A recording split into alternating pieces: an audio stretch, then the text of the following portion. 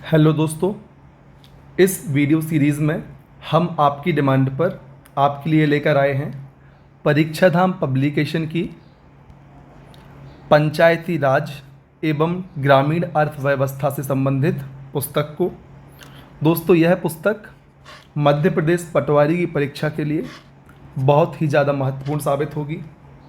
और दोस्तों, यह पुस्तक आपके लिए आपके आसपास के किसी भी बुक स्टोर पर आसानी से मिल जाएगी।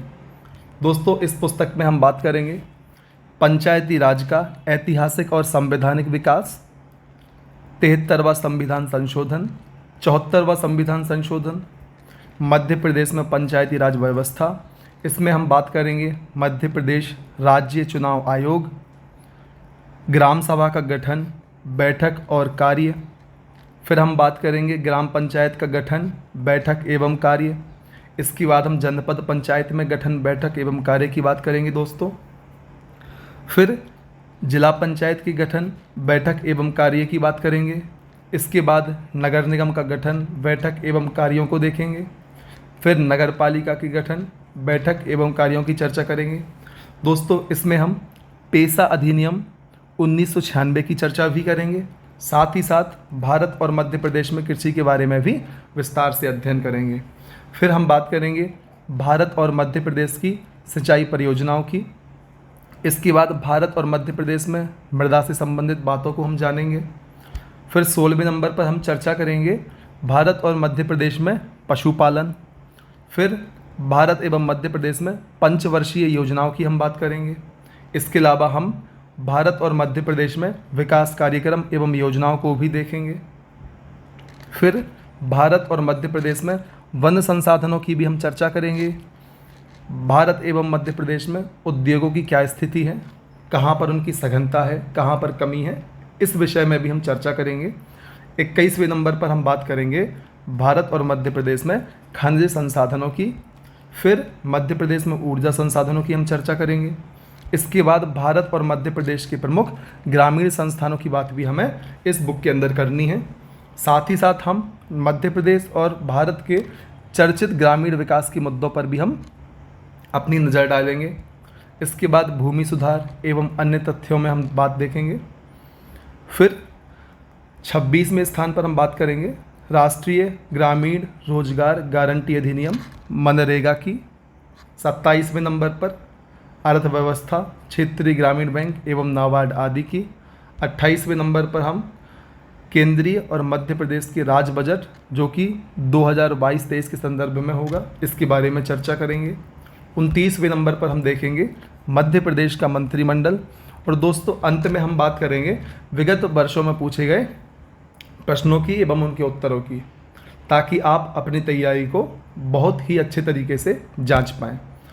तो दोस्तों, हम शुरुआत करते हैं अपने पहले टॉपिक से, पंचायती राज का ऐतिहासिक और संवैधानिक विकास। चलिए शुरुआत करते हैं पंचायती राज से।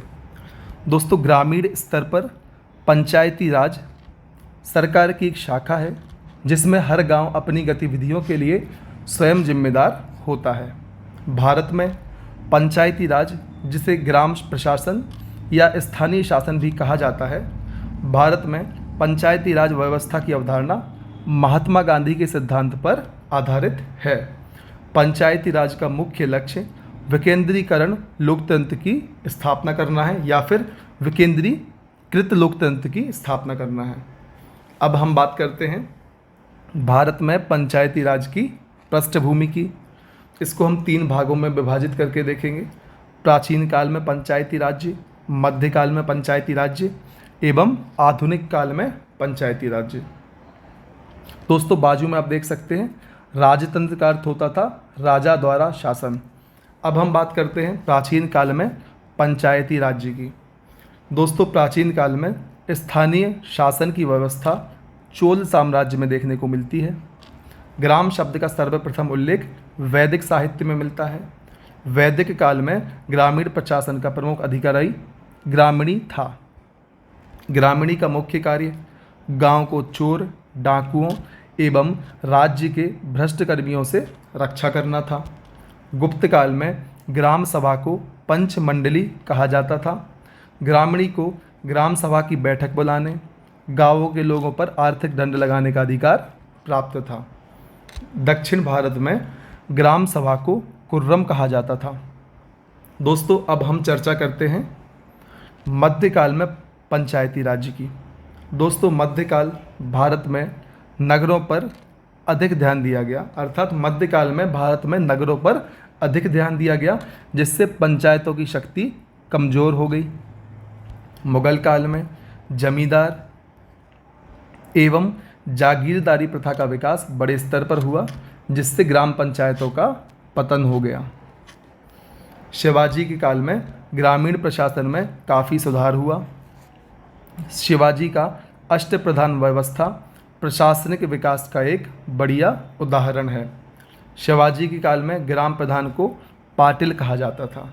दोस्तों अब हम बात करेंगे आधुनिक काल में पंचायती राज्य की। तो आधुनिक काल के विकास को 3 चरणों में विभाजित किया जाता है। पहले चरण में हम बात करते हैं ब्रिटिश शासनकाल के आरंभ से 1919 तक। द्वितीय चरण में हम बात करते हैं 1919 के सांवैधानिक सुधार से 1950 तक। तृतीय चरण में हम देखेंगे 1950 से 1992 तक के संविधान संशोधन तक का समय। दोस्तों अब हम बात करते हैं एग्ज़ाम टिप्स की। दोस्तों पटवारी परीक्षा 2017 में इस विषय में पंचायती राज्य से औसत 7 प्रश्न और ग्रामीण अर्थव्यवस्था से औसत 13 प्रश्न पूछे गए थे। लगभग 20 प्रश्न आपको इस पुस्तक से 2017 परीक्षा में हर सेट में देखने को मिले। इसलिए हम कह सकते हैं यह पुस्तक हमारे लिए एमपी परीक्षा के एग्ज़ाम को पास करने के लिए मील का पत्थर साबित हो सकती है। तो दोस्तों अब हम चर्चा करते हैं आधुनिक काल में पंचायती राज व्यवस्था की, अर्थात पहले चरण की, जो कि 1757 से 1919 तक था। 1793 में लॉर्ड कॉर्नवालिस ने कॉर्नवालिस कोड का निर्माण किया, जो शक्तियों के पृथक्करण के सिद्धांत पर आधारित था। 1793 ईस्वी में ही स्थायी बंदोबस्त को लागू किया गया, जिसकी कार्यप्रणाली में स्थानीय विकेंद्रीकरण से प्रेरित थी, या जिसकी कार्यप्रणाली स्थानीय विकेंद्रीकरण से प्रेरित थी। 1882 में स्थानीय स्वशासन पर भारत के प्रस्ताव की घोषणा लॉर्ड रिपन के द्वारा की गई। लॉर्ड रिपन को भारत में स्थानीय स्वशासन का पिता या स्थानीय स्वशासन का जनक कहा जाता है। दोस्तों 1907 में रॉयल आयोग की सिफारिश विकेंद्रीकरण पर आधारित थी। तो दोस्तों इन सारे तथ्यों से एक एक क्वेश्चन बन सकता है, जैसे कि रॉयल आयोग की सिफारिश किससे संबंधित थी, या रॉयल आयोग कब गठित हुआ था, स्थानीय स्वशासन का पिता किसे कहा जाता है, या इनमें से किसका संबंध स्थानीय स्वशासन से है, स्थायी बंदोबस्त को कब लागू किया गया था, या 1793 में कौन सी व्यवस्था लागू की गई थी।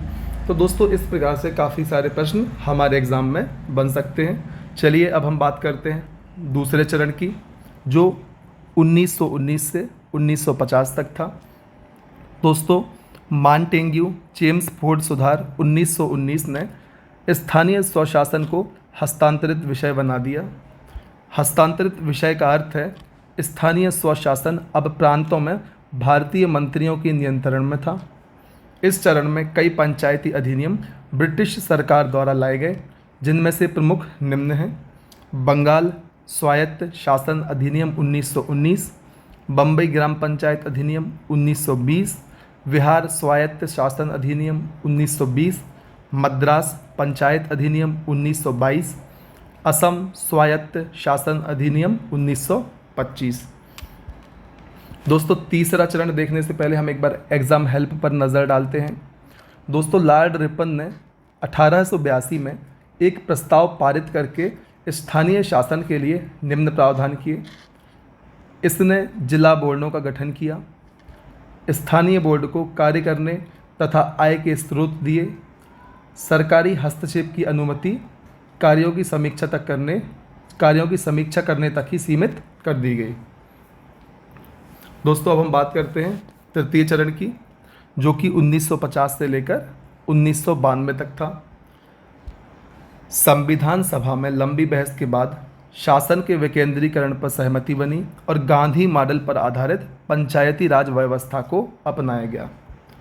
संविधान गठन के समय अनुच्छेद 40 में पंचायती राज व्यवस्था को नीति निर्देशक तत्व अर्थात डीपीएसपी में शामिल किया गया। संविधान में पंचायती राज व्यवस्था को राज्य सूची की विषय में शामिल किया गया। भारत में 1952 में सामुदायिक विकास कार्यक्रम को प्रस्तुत किया गया।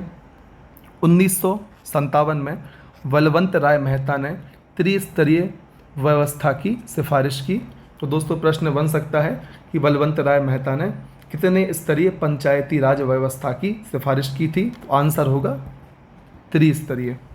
2 अक्टूबर 1959 को बलवंत राय मेहता की सिफारिश पर राजस्थान के नागौर से जवाहरलाल नेहरू ने पंचायती राज व्यवस्था की शुरुआत करी।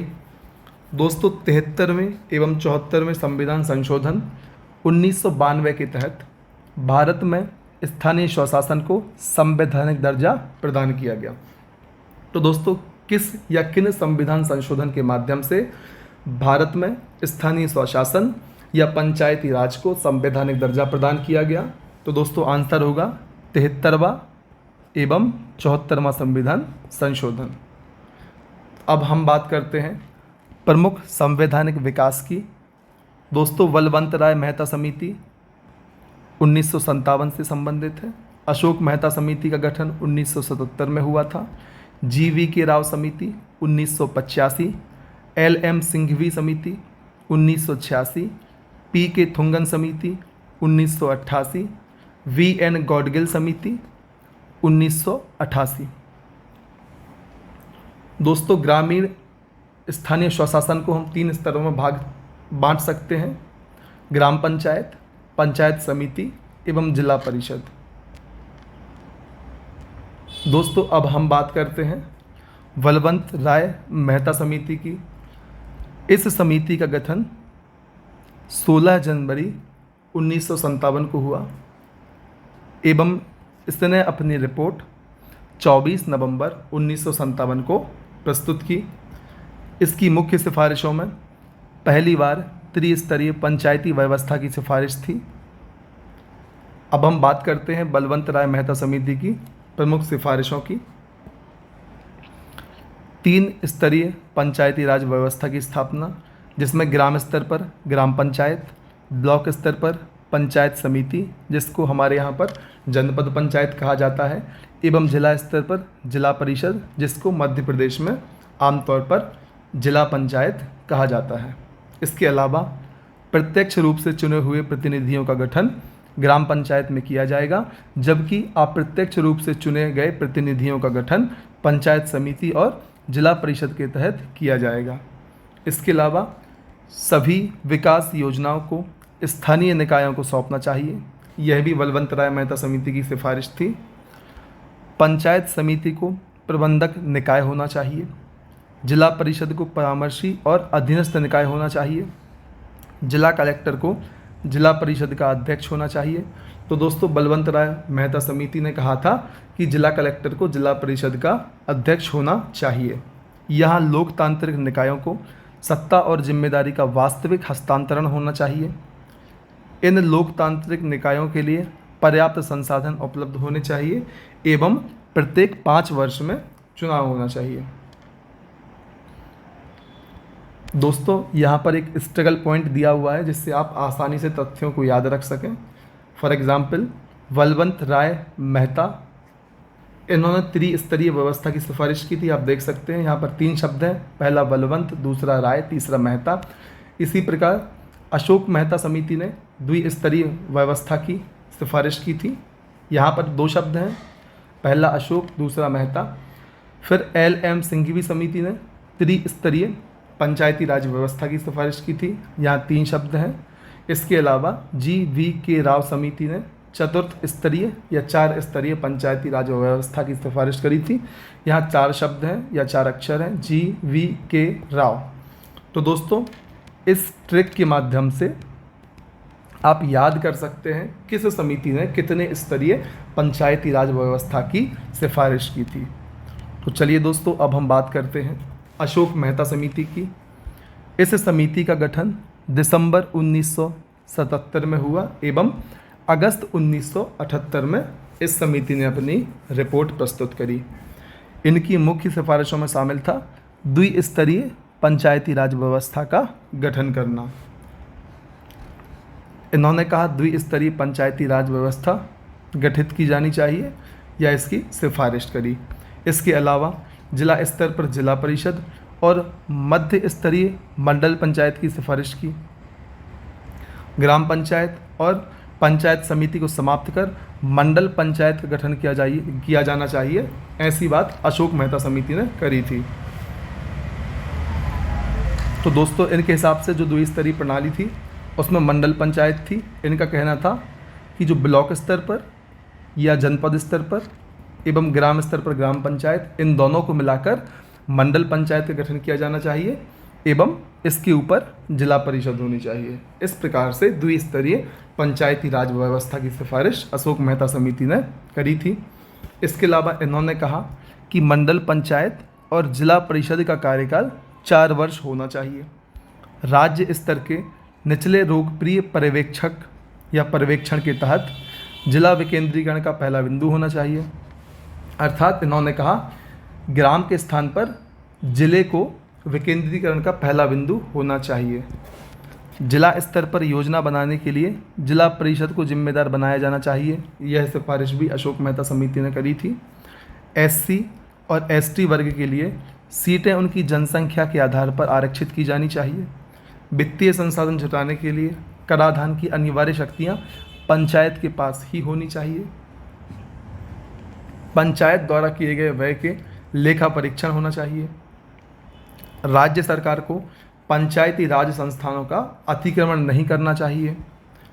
अनिवार्य अधिक्रमण की स्थिति में अधिक्रमण की तिथि से 6 माह के अंदर चुनाव करा लेना चाहिए। राज्य के मुख्य निर्वाचन अधिकारी को मुख्य चुनाव आयुक्त के परामर्श से पंचायती राज चुनावों का आयोजन करवाना चाहिए। विकास कार्यों को जिला परिषद को हस्तांतरित या सौंप दिया जाना चाहिए। राज्य मंत्री परिषद में एक पंचायती राज मंत्री भी होना चाहिए। इस प्रकार से यह प्रमुख सिफारिशें अशोक मेहता समिति ने करी थी। विशेष यदि हम बात करें तो जनता दल का कार्यकाल पूरा होने से पहले ही सरकार गिर जाने के कारण केंद्रीय स्तर पर अशोक मेहता समिति की सिफारिशों पर कोई कार्यवाही नहीं की जा सकी। ग्राम सभा के महत्व को अनदेखा करना इस समिति का मुख्य दोष था, क्योंकि दोस्तों इस समिति ने कहा था कि त्रिस्तरीय के स्थान पर द्विस्तरीय पंचायती राज व्यवस्था होनी चाहिए। निचले स्तर पर मंडल पंचायत एवं एक जिला स्तर पर होनी चाहिए। तो दोस्तों इस समिति ने मंडल पंचायत में ही ग्राम पंचायत एवं ब्लॉक स्तर को शामिल कर लिया था। इसलिए इस समिति की सिफारिश में ग्राम सभा के महत्व को, जो कि ग्राम पंचायत में होती है, अनदेखा कर दिया गया। यह इस समिति की सिफारिश की एक मुख्य खामी थी। दोस्तों अब हम बात करते हैं GV राव समिति की। इसका गठन 25 मार्च 1985 को हुआ एवं दिसंबर 1985 में इसने अपनी रिपोर्ट सौंपी। मुख्य सिफारिश की यदि हम बात करें तो GV राव समिति ने 4 स्तरीय पंचायती राज व्यवस्था लागू करने की सिफारिश करी थी, जिसमें ग्राम स्तर पर ग्राम सभा, फिर मंडल पंचायत, ब्लॉक स्तर पर जिला स्तर पर जिला परिषद एवं राज्य स्तर पर राज्य विकास परिषद के गठन की बात करी। अब हम बात करते हैं GV राव समिति की प्रमुख सिफारिशों की। दोस्तों इन्होंने 4 स्तरीय पंचायती राज व्यवस्था, जिसमें राज्य विकास परिषद राज्य स्तर पर, जिला स्तर पर जिला परिषद, ब्लॉक या जनपद स्तर पर मंडल पंचायत एवं ग्राम स्तर पर ग्राम सभा की बात कही। मुख्यमंत्री की अध्यक्षता में राज्य विकास परिषद का गठन होना चाहिए। जिला परिषद मुख्य रूप से ग्राम विकास एवं प्रबंधन का अंग होना चाहिए। जिला परिषद के सदस्यों को 30,000 से 40,000 की जनसंख्या का प्रतिनिधित्व करना चाहिए। योजना तैयार करने, निर्णय लेने व उसे लागू करने का कार्य पंचायतों को सौंपे जाएं क्योंकि वे जनता के अधिक निकट होते हैं। ऐसी सिफारिश भी GV राव समिति ने की थी। प्रत्येक गांव में ग्राम सभा होनी चाहिए। बैंक, शहरी, स्थानीय स्वायत्त संस्थाओं के प्रतिनिधि, विधानसभाओं के सदस्य व सांसद भी इसमें शामिल होने चाहिए। समाज के कमजोर वर्ग एवं महिलाओं का पर्याप्त प्रतिनिधित्व पंचायत में होना चाहिए एवं सदस्यों के 8 वर्ष के कार्यकाल की बात GV राव समिति ने करी थी। इसके साथ ही कार्यकाल समाप्त होते ही तुरंत चुनाव कराए जाने चाहिए। विशेष परिस्थिति में कार्यकाल केवल 6 महीने तक ही बढ़ाया जाना चाहिए। राज्य सरकारों द्वारा दी जाने वाली धनराशि को निर्धारित करने का काम वित्त आयोग को दिया जाना चाहिए। वित्त आयोग की नियुक्ति हर 5 साल के लिए होनी चाहिए। जिला स्तर पर उपसमिति का गठन होना चाहिए जिसकी सदस्य अधिकतम महिलाएं होनी चाहिए। इस प्रकार की सिफारिशें GV राव समिति ने करी थी। दोस्तों, इसके बाद हम चर्चा करेंगे LM सिंघवी समिति की, जिसका गठन जून 1986 में किया गया। इसकी मुख्य सिफारिशों में त्रिस्तरीय व्यवस्था पर आधारित पंचायती राज संस्थाओं को संवैधानिक मान्यता देना था। दोस्तों, इनके 3 स्तर में ग्राम स्तर पर ग्राम पंचायत, उसके ऊपर पंचायत समिति एवं जिला स्तर पर जिला परिषद के गठन की बात कही। इस समिति की मुख्य सिफारिशों में पंचायती राज्य संस्थानों को संवैधानिक रूप से मान्यता दी जानी चाहिए। पंचायती चुनावों के विवाद को निपटाने के लिए पंचायती राज्य न्याय अधिकरण स्थापित किए जाने चाहिए। ग्राम पंचायतों को अधिक व्यवहारिक बनाने के लिए गांवों को मान्यता दी जानी चाहिए। ग्राम पंचायतों के पास अधिक वित्तीय संसाधन होने चाहिए। गांवों के एक समूह के लिए न्याय पंचायतों की स्थापना की जानी चाहिए। पंचायत के चुनाव नियमित आधार पर और बिना देरी के कराए जाने चाहिए। पंचायती संस्थाओं को पर्याप्त वित्तीय संसाधन उपलब्ध होने चाहिए। दोस्तों, यह सभी सिफारिशें LM सिंघवी द्वारा की गई थी। अब हम चर्चा करते हैं PK थुंगन समिति की सिफारिशों की। दोस्तों, PK थुंगन समिति का गठन 1988 में किया गया था। इसका उद्देश्य था राजनीतिक एवं प्रशासनिक ढांचे की जांच करने के उद्देश्य से इसको गठित किया गया था। यदि इस समिति की मुख्य सिफारिशों की बात की जाए तो इन्होंने भी पंचायती राज संस्थाओं को संवैधानिक मान्यता की बात कही। गांव, प्रखंड तथा जिला स्तर पर त्रिस्तरीय पंचायती राज को उपयुक्त माना। ग्राम स्तर पर ग्राम पंचायत, जनपद या ब्लॉक या प्रखंड स्तर पर प्रखंड पंचायत एवं जिला स्तर पर जिला पंचायत की बात इस समिति ने कही।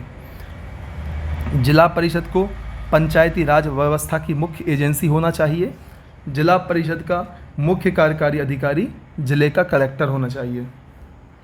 नोट: इस समिति के सुझावों के आधार पर 1989 में संविधान संशोधन विधेयक प्रस्तुत किया गया, परंतु राज्यसभा में बहुमत न होने की वजह से यह विधेयक पारित नहीं हो सका। दोस्तों, अब हम बात करते हैं VN गॉडगिल समिति की, जिसकी स्थापना 1988 में की गई थी। इसका उद्देश्य था पंचायती राज संस्थाओं को सुरक्षित, संवैधानिक एवं प्रभावकारी बनाना। दोस्तों, इस समिति की प्रमुख सिफारिशों में इन्होंने गांव, प्रखंड तथा जिला स्तर पर त्रिस्तरीय पंचायती राज व्यवस्था की सिफारिश की। इनका मानना था कि ग्राम स्तर पर ग्राम पंचायत होनी चाहिए, प्रखंड स्तर पर प्रखंड पंचायत एवं जिला स्तर पर जिला परिषद का गठन किया जाना चाहिए। पंचायती राज संस्थाओं को इन्होंने संवैधानिक दर्जा दिया। सभी स्तरों के सदस्यों का चुनाव सीधे प्रत्यक्ष रूप से होना चाहिए। ऐसी सिफारिश VN गॉडगिल समिति ने की थी। राज्य में एक चुनाव और एक वित्त आयोग होना चाहिए, अर्थात राज्य में एक चुनाव आयोग एवं एक वित्त आयोग होना चाहिए। पंचायती राज संस्थाओं का कार्यकाल 5 वर्ष निर्धारित किया जाए। महिला, SC और ST वर्ग के लिए आरक्षण का प्रावधान की सिफारिश भी इस समिति ने करी। पंचायती राज संस्थाओं की यह जिम्मेदारी होगी कि वे पंचायत क्षेत्रों के सामाजिक आर्थिक विकास के लिए योजनाएं बनाएं एवं उन्हें कार्यान्वित करें। पंचायती राज संस्थाओं को कर लगाने, वसूलने तथा जमा करने का अधिकार होना चाहिए। दोस्तों, अब हम बात करते हैं पंचायती राज पर अध्ययन दल एवं अन्य समितियों की हम देखेंगे अध्यक्ष, वर्ष एवं सिफारिश, उद्देश्य या किस विषय पर इनका गठन किया गया। सबसे पहले हम बात करते हैं S.V. मिश्रा, वर्ष 1961 पंचायत एवं सहकारी समितियों पर गठित कार्यदल था। G.R. राजगोपाल 1962 में गठित न्याय पंचायतों पर अध्ययन दल।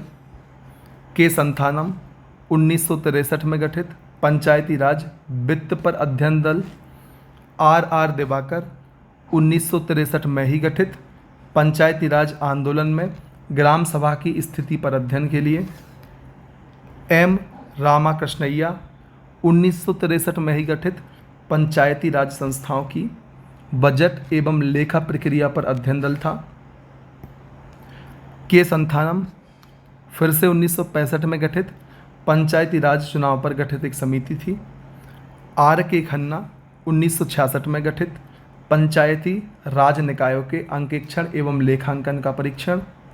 श्री रामाचंद्रन 1966 में ही गठित पंचायती राज प्रशिक्षण केंद्रों पर गठित समिति थी। दोस्तों इसके बाद नंबर आता है V. रामानाथन का 1969 में गठित भूमि सुधार उपायों के लिए कार्यान्वित। इसके बाद N. रामाकृष्णैया 1972 में गठित सामुदायिक विकास एवं पंचायती राज पर 5वीं पंचवर्षीय योजना के सूत्रण के लिए यह कार्यदल था। श्रीमती दया चौबे 1976 में गठित सामुदायिक विकास एवं पंचायती राज पर गठित समिति थी। हनुमान राव 1984 में गठित जिला स्तर पर या जिला स्तरीय योजना का स्वरूप तैयार करने के लिए इसका गठन किया गया था। तो दोस्तों इस वीडियो में इतना ही। अगले वीडियो में हम बात करेंगे 73वें संविधान संशोधन अधिनियम 1992 के बारे में। तो दोस्तों यदि आपको हमारे द्वारा बनाई जाने वाली वीडियोस किसी भी तरीके से आपके एग्ज़ाम में सहायक सिद्ध होती है तो कृपया हमारी वीडियो को लाइक करें, अधिक से अधिक ऐसे लोगों तक हमारे वीडियोस को पहुंचाएं जो इन वीडियोस का लाभ उठाकर अपने एग्ज़ाम में अच्छा प्रदर्शन कर पाएँ। हमारे चैनल को सब्सक्राइब करें और बेल आइकन को प्रेस करें ताकि आने वाले समय में जितने भी हम आपके एग्ज़ाम से रिलेटेड वीडियोस डालते हैं उनका नोटिफिकेशन आपको समय पर प्राप्त हो पाए। दोस्तों आप हमारे टेलीग्राम चैनल को भी ज्वाइन कर सकते हैं, वहाँ हम अपने द्वारा बनाए जाने वाले वीडियोस के लिंक को तुरंत पोस्ट करते हैं जिससे आपको तुरंत ही पता लग जाएगा कि कब वीडियो अपलोड किया गया है। इसके अलावा टेलीग्राम चैनल पर आप हमारे द्वारा पोस्ट किया जाने वाला स्टडी मटेरियल प्राप्त कर सकते हैं। एग्ज़ाम से रिलेटेड अपडेट भी हमारे द्वारा टेलीग्राम चैनल पर दिया जाता है। आप इन सारे फ़ायदों को सिर्फ एक लिंक पर क्लिक करके हमारे टेलीग्राम से जुड़कर प्राप्त कर सकते हैं। तो दोस्तों यह इस पुस्तक का पहला अध्याय था। आप चाहें तो अपने नज़दीकी बुक स्टोर से इस बुक को परचेज़ कर सकते हैं। आज की वीडियो में इतना ही। धन्यवाद।